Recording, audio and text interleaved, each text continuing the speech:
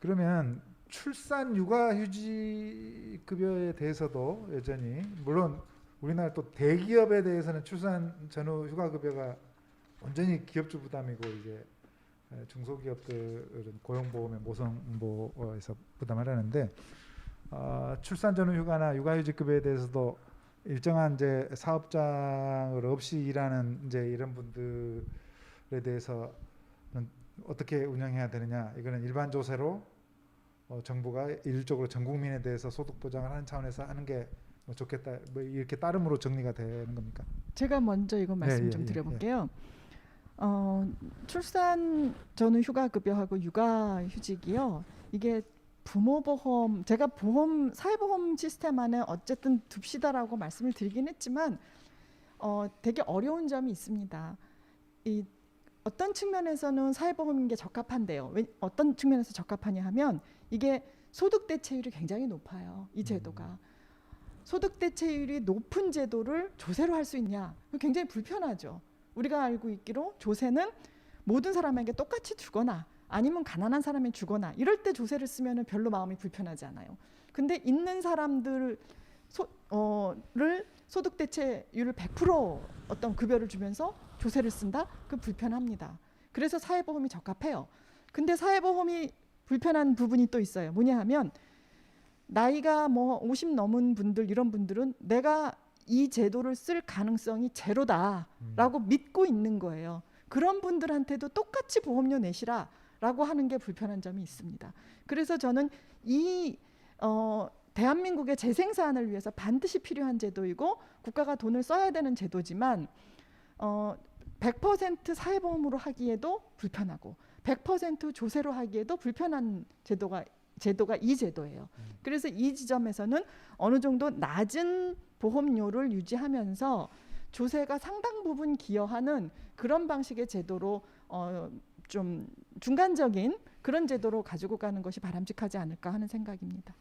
네, 거기에도 또 이렇게 고려할 점이 따로 있군요. 그 상병급여와 달리 구인혜 교수님이나 김영환 교수님 하실 말씀 있습니까? 사실은 이제 우리가 이제 이 출산 전후 휴가 급여라든지 그다음에 육아휴직 급여는 근로자의 소득 보장, 소득을 보전한다 하는 그런 측면도 중요하지만 더 중요한 것은 우리가 출산 전후와 관련돼서 필요한 생계비를 일정한 부분을 국가가 보장해 줌으로써 우리가 출산과 관련해서 직면할 수 있는 어려움을 국가가 보장하는 그런 제도를 만든다는 것이 중요하다고 생각하고요. 그런 측면에서 지금 현재 그냥 고용보험에서 하고 있는 출산 전후 휴가급여라든지 육아휴직급여를 그대로 가지고 간다는 게 아니라 새로운 형태의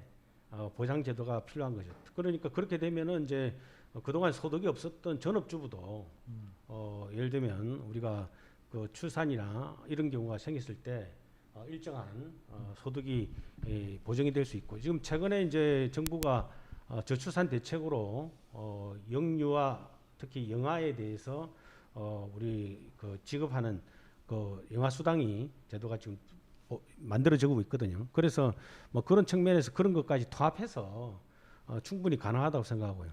그런 측면에서 보면은 이제 고용보험에서 운용할 필요가 없는 거죠. 특히 이제 생각했을 때 건강보험에서 분만급여가 지급됩니다. 분만급여라는 것은 아이를 출산할 때 이제 물론 이제 돈으로 지급되는 게 아니라 우리가 분만과 관련해서 필요한 비용을 건강보험에서 지급하는데, 그 지급하는 그 과정에서 바로 분만이 끝나면 우리가 필요한 예를 들면 소득에 대한 보상이란 개념보다는 일정한 정액의 보상을 해줄 수가 있고, 그런 측면에서 국민건강보험공단에서 이 제도를 운용하면은 가능할 거라고 생각합니다. 그런데 이게 뭐 예를 들면 조세로 하든지 뭐 하는 건 관계 없고요. 지금 이제 중요한 것은 이제 현재 국민건강보험료 거둘 때 노인장기요양보험료가 건강보험료에 얹혀서 그냥 부과되고 있거든요. 마찬가지로 만약에 사회보험료로 한다면 건강보험료 부과할 때 이 출산 전휴라든지 육아휴직이라든지 영유아와 관련된 특별한 급여가 필요할 때 그런 부분에 대해서 그 보험료에 얹혀서 일정 부분 부과할 수 있을 것이고, 그렇지만 이제 소득이 없는 사람 같은 경우는 보험료를 부과할 수 없으니까 당연히 일정 부분 조세가 네. 들어가야 될 것이고요. 그래서 그런 식으로 운영하면 저는 재원 조달이라든지 제도의 운영도 큰 문제가 없지 않을까 이렇게 생각합니다. 저는 네. 그 뭐 제가 잘 아는 부분은 아니지만 한 가지가 되게 조금 그 말씀 들으면서 드는 생각은 이 약간 구상 중에 그런 게 있는 것 같아요. 하나는 그냥 부모 수당으로 가자. 뭐 소득 활동을 하건 애 낳으면은 그냥 이를테면 1년 동안 월 뭐 100만 원씩 주는 이런 제도로 가자, 이런 구상도 가능하고요.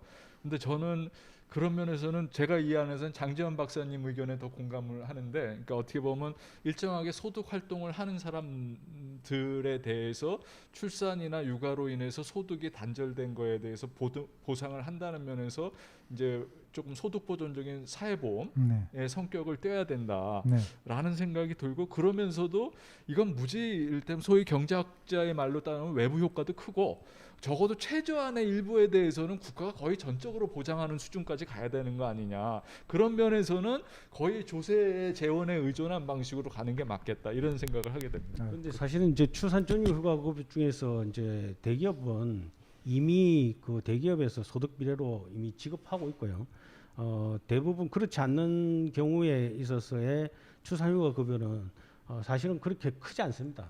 중소기업 급여 자체가 이제 기본적으로 그냥 이 상당 부분이 수당으로 만들어져 있고 기본급 자체가 낮기 때문에 이 출산 휴가 급여라든지 육아 휴직 급여들도 기본적으로 그런 기본급여 자체의 낮은 것을 기준으로 해서 지급되기 때문에 제대로 보상이 이루어지지 않아요. 그래서 일정한 정액으로 가는 것이 필요하다고 생각하고요. 육아휴직 급여 같은 경우는 더 심하죠. 사실은 기본적으로 상한이라는 개념들이 정해져 있기 때문에 사실은 정액적으로 이미 운용되고 있다고 보여지고요. 뭐 그런 측면에서 봤을 때 사실은 소득 비례성을 갖다가 유지하는 뭐 그런 개념원으로 갖다가 계속 가는 것이 바람직한가에 대해서는 좀 검토가 필요하다고 생각합니다. 뭐 숙제도 우리가 안고 가야지 이 자리에서 모든 것을 해결하고 하기는 좀 힘든 것 같습니다. 그래도 우리가 이제